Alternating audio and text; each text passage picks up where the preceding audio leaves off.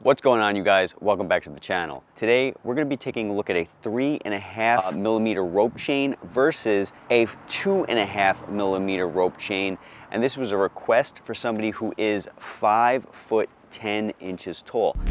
The only thing that stays consistent is the grind. Keep on grinding. Now you guys know that I am 5'6", but thanks to technology, we can get pretty close, and thanks to Guido Maggi. So we're going to be taking a look at these two chains from a distance. Beautiful day outside. Take in the surroundings, guys. Look at the cars, look at the bushes, look at the trees, look at the sun.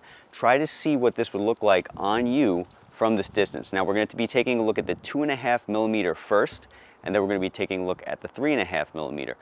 Let's take a look at that 2.5 millimeter. This 2.5 millimeter is at 20 inches in length. Let's take this back.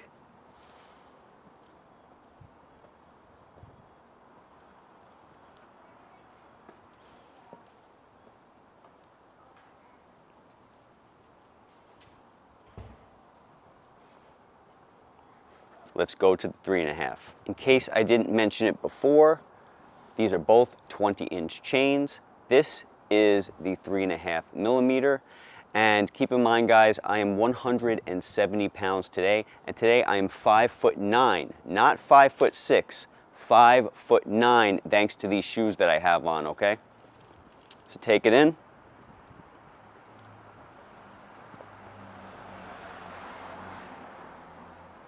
Bring it back up. There you have it. Now let's take a look at them both up close to show you guys those differences. Here we have the 3.5. Here we have the 2.5.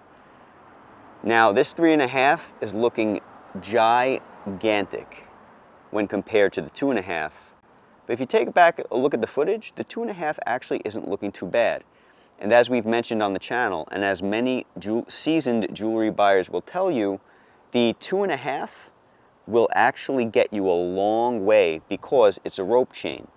So while I can't tell you what you should do personally, I will tell you that buying the 2.5 will save you a lot of money and still give you a ton of look. Buying the 3.5, of course, that'll just be extra if that's what you want. Let us know in the comments, what do you own? What would you choose? Help this guy out. Give him your opinions and thoughts, and I'll catch you all at the next video.